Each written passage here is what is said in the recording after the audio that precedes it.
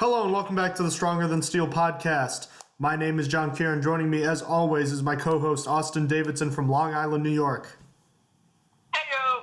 It is season 1, episode 21, and ladies and gentlemen, the Pittsburgh Steelers have just recently completed a thrilling 30-12 win over the Miami Dolphins in the wild card round of the AFC playoffs. The Pittsburgh Steelers move on and advance to the divisional round where they will take on the Kansas City Chiefs next week. But Austin, this was a big-time playoff win for the Pittsburgh Steelers, wouldn't you say? Oh, yeah. It definitely felt good. That's all I can say. Well, the game got off to a pretty quick start for the Steelers. The Miami Dolphins deferred, and the Steelers took the ball, and right out of the gate, they had a good mix of run and pass to get to midfield before Antonio Brown took a screen pass 50 yards for his first career postseason touchdown, and Heinz Field was rocking right away. Things got better for the Steelers as 4 plays later they forced a punt from the Dolphins, and they took the ball right down the field and scored right away again. This time Antonio Brown caught a quick post route from Ben Roethlisberger on a great pass, and then he made a quick little move, got around the safety, and was gone for 63 yards and a touchdown there. The Dolphins got 2 more field goals on their next 2 drives, but Le'Veon Bell took over from there and had the start of what was a career day in his first playoff game, breaking the Steelers' postseason record for rushing yards in a game. That was Franco Harris's 158 in Super Bowl IX. That was. Bell had, I believe, 165? Austin? I think 67, but either way, it's something around there. Bell was then given 10 straight carries on the third drive of the game, a huge physical drive that set the tone for the rest of the game, and he punctuated it with a 1-yard touchdown run. And the Steelers were really in control for the early part of this game. However, at halftime, I should mention the Steelers were up 20-3 at that point after Chris Boswell missed his first PAT of the year. The Dolphins got another field goal, so it was 20-6. And the Dolphins were in a good position to actually make it a 1-score game. Or wait. Oh, yeah. I'm right. I was confused. But yeah, they had a chance to score a touchdown late at the end of the half and make it a 1-score game. But a few interesting plays happened. Earlier in the drive, Bud Dupree made what I'm going to say is a questionable hit on Matt Moore, and we're going to talk more about that later. And he entered concussion protocol for only 1 play and ended up returning. We can talk more about that too. And as right before time expired, James Harrison came on a outside blitz, and left tackle Brandon Albert never saw him. Harrison strip sacked Matt Moore, and Stephon Tuitt recovered. The Steelers were able to escape that situation without any problems. And right out of the gate in the second half, Matt Moore fumbled again, and the Steelers turned that into a field goal. And then the very next Dolphins play on offense was an interception that essentially put the game out of reach when Le'Veon Bell scampered in from 8 yards out to make it a 30-6 score. I'm sorry, what? Thank you, Tony Lippett. Yeah, seriously. And the Dolphins managed to tack on a late touchdown with the failed 2-point conversion try, which made it 30-12, which would become the final score. But overall, the Steelers pretty much dominated this game from start to finish in just about every department. Really, the only problem you can point to is the fact that Ben Roethlisberger got a little dinged up at the end of the game. We'll discuss this a little bit more, too. He played the entire game, even though Le'Veon Bell set out the last drive and the second to last drive and the last drive, which was just 1 kneel down. But Ben Roethlisberger played the whole time, and on his final pass attempt, he was avoiding a sack, threw the ball, which ended up being intercepted, and injured what appeared to be his shoulder on the play, and then left the stadium in a walking boot. He has since told reporters that he is no longer in the walking boot and appears to be good to go for next week, but we can debate that at length soon. Austin, how were your predictions for this game going back to our last show? Before we go over my predictions, I just remembered someone who was added to the injury list. Fitzgerald Toussaint actually got added to the concussion protocol, but I just remembered. But anyway, I only got 2 of my 5 right. The 2 that I got right were the Antonio Brown getting 2 touchdowns at over 120 yards. was pretty excited about that. And also Jai to be kept under 85 yards. Jai was shut down way more than I thought he would have been. So that was even more exciting. My bold prediction didn't even see that bold. I could have went down like way more yards. But and then I also predicted the 31. I predicted 31-16 score-wise, meaning I would have had the Steelers score exactly if Boswell didn't miss his first extra point of the season. I also gave Miami too much credit, but not by much. I'd say it's pretty close. How are your predictions for the day? I think that quickly that another reason Ajayi didn't have many yards at all is because they were down so quickly they almost had to abandon the run. He only finished with I think 16 carries, so he didn't have he didn't have 20 plus touches like he did in the last game. Although I think he also got hurt for a small portion of this game too. For my bold predictions, I said that I believe that Matt Moore was going to finish with 285 yards through the air, 2 touchdowns and a pick, with it going to Burns. I was pretty close on the yardage. He had 289, touchdown and an interception apiece. The interception went to Ryan Shazier. I was correct in assuming that Jay Ajayi would finish with under 4 yards per carry. He actually had just over 2, and I predicted about 80 yards, and he obviously amassed only 33. I was somewhat close to Le'Veon Bell's scrimmage total of 150 plus. He finished with a 174, but I was off on the proportions. He only had 7 receiving yards, and I had expected 50 out of him. And Roethlisberger finished with a pair of touchdowns like I was expecting, but both of them went to Brown instead of one to him and Brown separately, and he finished with 197 yards as opposed to the 250 I had predicted. And I was somewhat close on the score. The Steelers winning 27-17 was my guess. And that was a field goal away for the Steelers and a 5-point difference between the Dolphins. So now that we've seen the Steelers probably have their first, I guess, signature wild card win. I can't remember seeing a wild card game where they kind of dominated like this, or actually even a playoff game in the Mike Tomlin era where they've dominated like this. What were your thoughts on each individual unit in this game, Austin, starting with the offense? Sure. I think the Steelers did pretty good on offense. Ben started making some mistakes late, but besides that, it was a really good day for them. And I really like to point out that the offensive line only gave up 1 sack and only 2 quarterback hits, and not too shabby if I do say so myself. Moving on to the defensive side, the defense played well all throughout, and it came from multiple contributors, not just one person doing good. They were difference makers in this game because they forced 3 turnovers. They also only gave up 12 points and stopped a 2-point conversion attempt. Overall, really good job by this unit. And then finally, the one poor side of this game, special teams. Just nope. There's bad things everywhere. No. The returns of this game were abysmal on the Steelers' part. Then they allowed Kenyon Drake a 53-yard return. It just felt like every single one of the Dolphins' returns got past the 25. Just bad overall. Then on top of it, Chris Boswell missed an extra point. It was just another bad day for a unit that fails to improve. I don't know what's up with them, but how about you? What did you think about the unit? Special teams coordinator Danny Smith could be looking for a new job after this season is what I'm going to have to say about that. As far as each particular unit on the offense, it was talked about all week. This is the first time we saw the Steelers triplets on display in a playoff game, and they didn't disappoint at all. Le'Veon Bell obviously taking center stage with the Steelers' new single-season postseason rushing record in his playoff debut. He now has the Steelers' regular and postseason records for rushing yards in a game. He was terrific. Antonio Brown was actually the early star of this game, catching his first 3 passes, 2 of them for touchdowns. He had 3 for 119 yards, taking his first on a screen pass to the left side, where he showed good patience, kind of like Le'Veon Bell, before streaking down the sideline, and the second one just making a great route and a perfectly placed ball by Ben Roethlisberger, who also played really well too, minus the last few throws he made. He really didn't need to do that much, and that's kind of something that you really like in the kind of game where the weather was a factor. And the offensive line was fantastic too. Roethlisberger, as I mentioned, was pretty clean the entire game until the very end. And obviously, Le'Veon Bell had plenty of space to work with if he's going to be setting a team record for rushing. On the other side of the ball, they weren't perfect, but they played very, very well, in my opinion. They only gave up 12 points and forced 3 turnovers.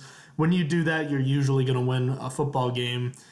And True, they, like the Steelers offense, were facing a unit that was missing a lot of starters on the other end, but it's still a 10-win team. It's still a playoff team. And the defense completely shut down Jay Ajayi this time around, limiting him to 33 yards as opposed to the 204 he managed last time. And Matt Moore finished with a lot of yards today, but only led 3 scoring drives and was under siege for most of the game. And like I said earlier, the Dolphins were behind early and kind of had to stop committing to the run. So there were a lot of passes thrown by Moore, and he really didn't. He seemed comfortable, but he was forced to run around a lot. And then special teams, it's been a concern all season, the kickoff return unit.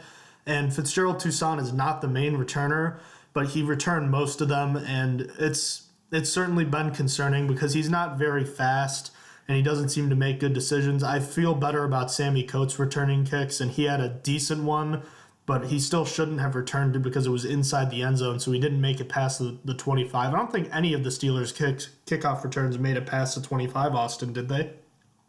I can't think of one, so I'm going to say no. On the other hand, I think all but like 1 or 2 of the Dolphins' kickoff returns went past the 25, including one that went into Steelers' territory towards the end of the game. Adding into that, Boswell's first missed point after attempt of the year and the questionable decision to have Antonio Brown returning punts late in the game with the game well in hand. That definitely concerns me, especially when you have a really good special teams unit in Kansas City coming up with the big time playmaker Tyreek Hill on the other end. It's something that the Steelers have got to fix, and they got to fix it quick. But for the time being, we're still going to be looking at this week and the Steelers' performance. Who really stood out to you this week on offense and defense, Austin? I want to start by saying that the decision for both of these was extremely difficult. I really wanted to give it to Bell for his record-setting performance, but I played it into account that the Dolphins had the 30th ranked rushing defense in the league. So believe it or not, I'm not going with Antonio Brown either. I'm giving it to my X Factor from last podcast, Alejandro Villanueva, for basically keeping Cameron Wake in check. As I said in our last podcast, he would have been, he's the difference maker. He was going to be the difference maker here. And he did great, only giving up half a tackle for a loss and 1 quarterback hit. No sacks. That was incredible for me. I didn't think Cameron Wake was going to be shut down almost completely. I mean, you can argue that, he had a really bad day because the 1 quarterback hit Cameron Wake got, it injured Ben Roethlisberger, but I still see the 1 quarterback hit, and I don't think that's that bad. On the defense side of things, I genuinely believe that this also could have gone to 3 different people, and there's an argument for all 3, but I'm going to go with James Harrison. The dude is a beast. He recorded 1.5 sacks, including a strip sack in the red zone, which was simply fantastic. He didn't even mean to do it, but that was what was great about it. He just tried to wrap him up and take him down. He just hit the ball. And then he also notched on 10 total tackles, including 3 for a loss. And I feel like I said this every time I talk about them, but this dude is an ageless wonder. Who had the best performance on both offense and defense for you? Well, I'm going to keep it pretty simple here for both sides of the ball. And for me, it's you have to look no further than Le'Veon Bell on offense. I said that going into this game that he was hungry, and I expected a big-time game from him because he hasn't played in the Steelers' last 2 postseasons. And for your first career postseason game, he really didn't disappoint at all. While running game is really a team effort, in my opinion, watching him, he just seemed to be in that kind of mode where he just had another gear, whether it was, just quickly just making his decision and running, or just simply stopping and waiting at the line and then that quick acceleration. I've really never seen a running back like that and have that kind of patience before. And the way he played on Sunday in the ground game alone just makes me think that if he can stay hot, he has a chance to make the big-time plays that someone like Santonio Holmes did in the 2009 playoffs that led the Steelers to a Super Bowl win. On the other side of the ball, I'm in full agreement with you on this one, Austin. There are several deserving players on the defense, including the entire starting linebacking core, in my opinion, but nobody in football quite defies... I'm sorry, that was some poor English right there. Nobody really defies age besides Tom Brady quite like James Harrison does. It felt like I was watching, hot tub time machine football, where I was going back in time and watching James Harrison of the old days. And he was just so impactful in so many ways. But believe it or not, in my opinion, I don't think his biggest contribution came in the pass rush, even though he had that forced fumble on a sack. I think it came in the ground game, particularly Jay Ajayi's first 3 carries. They all went to James Harrison's side, and all 3 times he was bottled up either at the line of scrimmage or for a loss. I think it set the tone for the entire afternoon for the defense. And then obviously in the passing game, he had the biggest play of the game with the strip sack that the Steelers recovered, and it ended Miami's chance at making it a 1-score game going into halftime when the Steelers had dominated the entire half. The outside linebacker play this week is what I believe to be the biggest difference between this game and the game in Week 6, simply because of the not just the pass rushing ability, but because of the ability for both him and Bud Dupree to set the edge. What play, when you think about this game, which play stuck out to you the most, Austin? All right, I literally only wanted to go over this because I have this one thing stuck in my head. Shout out to Jesse James. Ben would and should have had 3 interceptions on the day if it wasn't for him. He only recorded 1 catch for 6 yards, but on the catch he caught it above his head after the defender tipped it back to him while he was surrounded by 4 Dolphins, and he didn't drop it. It was just an incredible play for him. And it's just like he's had balls thrown closer to his hands where he's been more open, and he's dropped it. So I was a little impressed. Also, quickly while I'm talking about him, shout out to him again for blocking. He's a big reason why Antonio Brown got that first touchdown. Anyway, what's the most memorable play for you? It's pretty simple. It's Bud Dupree's hit on Matt Moore. And we'll get to that later, but I remember seeing that play, and that was a play I just simply couldn't get over. I kept thinking about it as the game was going on and then into halftime. So many things about, first of all, the legality of it, the flag, the possible retaliation factor with someone like Ndamukong Suh on the other side, the way the defense seemed to get energized by the hit, and maybe a little out of control at times had they not been careful. And just the fact that Matt Moore came in 1 play later, I was like, are you kidding me? Is this guy, I didn't even think he was ever going to get up, let alone come back 1 play later. So we can talk more about that in a little bit. But obviously, when you think about a 30-12 score, that was definitely a big-time win. But as we said, it didn't have the perfect ending, did it, Austin? I wouldn't say so. I feel like towards the end, things got sloppy. I think there were losers in this game. Like, Ben Roethlisberger was kind of borderline, but he kind of scrapes by because he had an amazing first quarter, and one of his interceptions could really be blamed on Antonio Brown. It was thrown above Brown, but it was still a catch I expect a receiver like Antonio Brown to make. But anyhow, that leaves only 2 losers, the first being Chris Boswell, who missed his first extra point of the season. That's just not something I wanted to see start in the playoffs. Regardless, I probably should have grouped him in, but I wanted to single him out specifically because he's a kicker. But the big loser from the game is the rest of the Steelers special teams on returns and such, and doing returns. They're just so bad. They let the returner get so many yards, and they miss so many tackles. And to quote Tomlin after the game, they were anything but special. How about you? Who are the losers for the game for you? I have 2, and one of them isn't even for what they did on the field in that game. It's Mike Tomlin and Joey Porter, and we'll get more to the incident with Joey Porter in a little bit here, but both of them are taking a lot of heat this week for different reasons. Tomlin, in my opinion, made an incredibly stupid decision to keep Ben Roethlisberger in the game when the game was already over with 5.5 minutes left. And Ben Roethlisberger was not only in the game, but threw a pass on 3rd down in an obvious passing situation. While trying to extend the play and keep the play alive, he was tackled from behind by Cameron Wake. And the pass was picked off. But the biggest issue was the fact that Ben Roethlisberger got up and was repeatedly flexing his shoulder after the play, walking off the field. And then he left the stadium in a walking boot.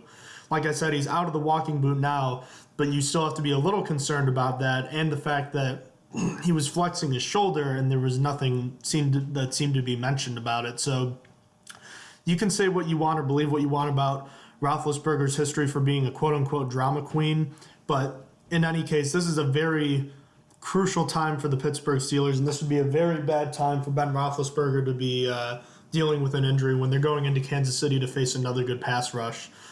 Austin, why was Ben Roethlisberger playing late in this game? Is this something that could be defended at all? I mean, the game was practically already over. Probably should have just let D'Angelo Williams, even though he was in the game, they probably should have just ran it.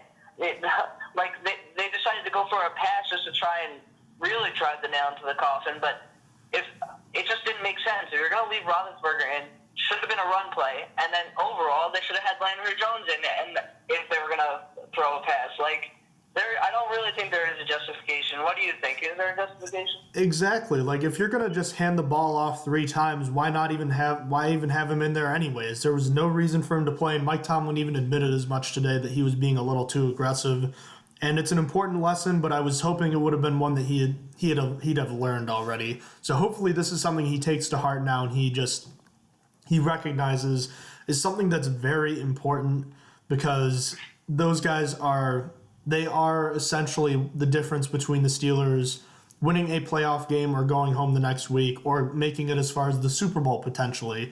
Those are the guys. You can talk as much as you want about how the defense played, how well the offensive line played, and they're all key components in my opinion. But the stars are the stars for a reason. So I think that Tomlin's going to have to keep that in mind. Not that the Steelers are going to be blowing anybody out probably the rest of the way. I mean, it's certainly possible, but I don't see it being likely. But it's another thing for Tomlin haters to sort of get on him for, and something Tomlin defenders need to sort of pay attention to, that he does make these kinds of decisions sometimes that really make you scratch your head. Another issue, Austin. Bud Dupree's hit on Matt Moore. I thought he was dead. What did you think when you saw that hit? Oh, yeah, I'm pretty sure I saw somewhere that Bud Dupree will be serving jail time as he's been charged with murder against Matt Moore. I think we're not going to see Bud Dupree anymore this season. He's going to jail. But when I thought of it, I thought it was the wrong call. Not that he shouldn't have gotten penalized, because I saw helmet-to-helmet contact. I don't really think it was unnecessary roughness, because if you see Bud Dupree, he's a fast guy. He was drafted because of that. He's a really fast linebacker. He was coming in, and he didn't, he being Matt Moore, didn't get rid of the ball until he was almost 3 feet away. You can't stop running. He was running really fast. It's just I don't know what they expected him to do. He should have been called for a helmet to helmet because he didn't go low enough. But I don't think it was unnecessary roughness. What do you think? This is something I've gone back and forth with a lot over the years with the whole rule changes and everything, all the hits James Harrison's made over the years. But I think I'm not. I need to see it again. I've seen it a lot, but I do agree it's kind of hard for him to hold up a little bit, even on that kind of play. I think you do finish the hit. My problem is sort of where he hit him. He sort of led with the crown of his helmet and hit him in the chin.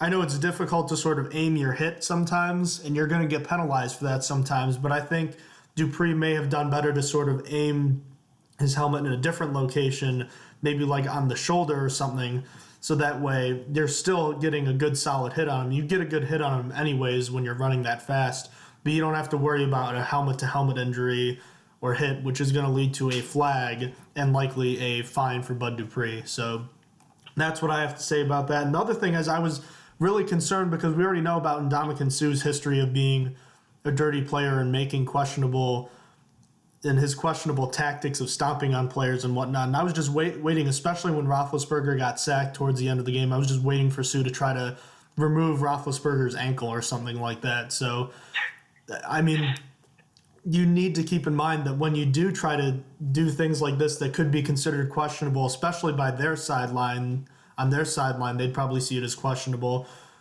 Know that not all players are going to be like, just go out there and play.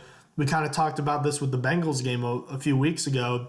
There are some players that are gonna try to avenge their teammate, if you will, and try to take liberties with some of the Steelers stars if they felt the Steelers players were taking liberties with their stars or quarterback, if you will. So it's a lot to take into account, but it's something that's still important, especially considering the huge ramifications of if one of those guys ends up getting hurt. So moving on to our last point here, another dampener on the Steelers win besides the Roethlisberger potential injury. Steelers outside linebacker coach Joey Porter was arrested in a South Side bar in the city of Pittsburgh, and he had 5 charges brought up against him. I heard one of these was dropped, but I'm not positive. you have aggravated assault, resisting arrest, making terroristic threats, public drunkenness, and I think it was simple assault as well. Jeez. Reportedly, this all started when he tried going into the bar, and the doorman at the bar had been threatened by Joey Porter the last time he was there, so apparently that sparked all of this. What do you take away from all this, Austin? I don't know what to take away. I'm just a little confused. Like, I don't know what to do about it. Like, should the Steelers be cutting him because of what he's just done, or I'm baffled. I just felt like right after the last episode or 2 episodes ago when we talked about Adam Jones' scumbaggery, Joey Porter was like, "Here, hold my beer, Adam Jones," and he just wanted to outdo him just to make us look bad. I don't know. Like, it's just bad. What do you think? Well, it's kind of funny thinking about how he's 39 years old, just 1 year older than James Harrison. So one might be able to make an argument for him being that, he's still got that player's mentality, because he sort of does, and the players sort of respect him on that level. But at the same time, you are a coach, you're a representative of the team. That's something that a player can get in trouble for. And as a coach, you really need to hold yourself to a higher standard. If you want to go out to bars, that's fine. That's obviously your prerogative. But you can't be doing stupid things like making threats. You can't be making a fool of yourself. I don't know how much longer people at the top of the organization are going to be, dealing with this. But I'm curious as to what you think. Do you think we see him on the sidelines again this year, whether it's this week or maybe in a championship game, or do we see him at all? Do you think this is it for him? I'm not sure, but after this happened, Kevin Green, former Steelers, showed interest that he would like to come back to the Steelers as a coach. Like right after, it was on Twitter. Steelers Depot actually made a tweet, and he replied to it. He said himself that he wanted to come back to be on the Steelers staff to do whatever to help them out. So he could be replaced by another former Steeler. So I'm not sure if what happens. I'm going to just wait and watch and see what happens. Another interesting point, Kevin Green was the Green Bay Packers outside linebackers coach when they defeated the Pittsburgh Steelers in Super Bowl 45.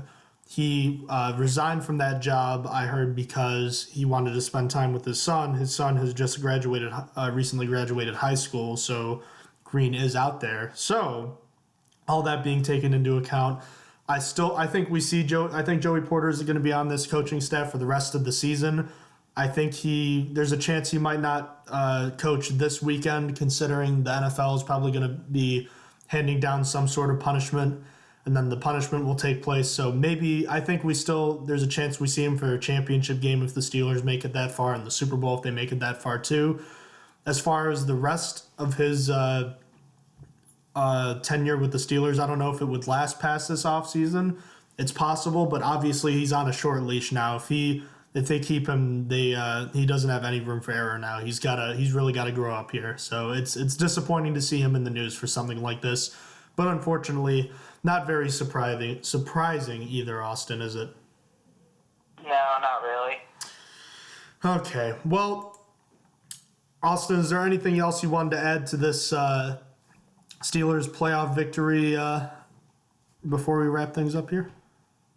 Yeah, actually, there's one more thing. It didn't really fall into a category, but I just wanted to talk about it. Do you know who Pittsburgh's number 2 receiver in both receptions, well, he was tied in receptions, and yards was? Well, let me think. It wasn't Le'Veon Bell. He had 7 yards. I know Darius Hayward-Bay had a catch. I know DeMarcus Ayers had a catch. I don't think Jesse James had a catch. I'm going to go with either Ayers, Eli Rogers. I'm just going to go with Eli Rogers, I guess.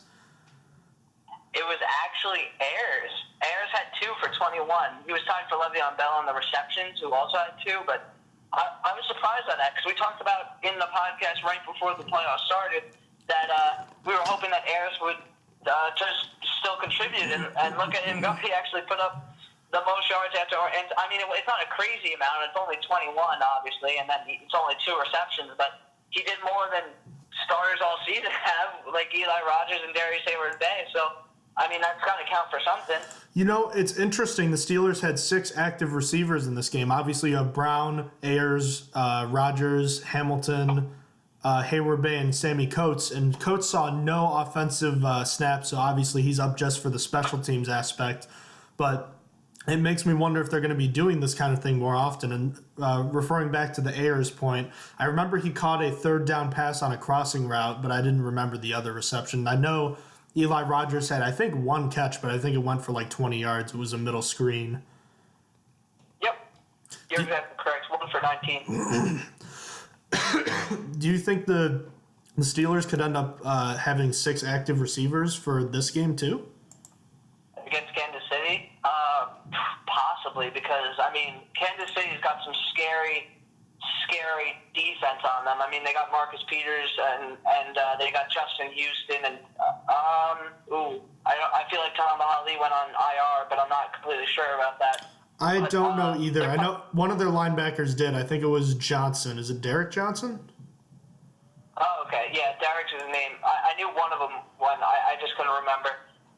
They're going to need as many weapons as they can get. I mean, with Darius Green hopefully returning, maybe they won't, but it's possible. I could see it happening.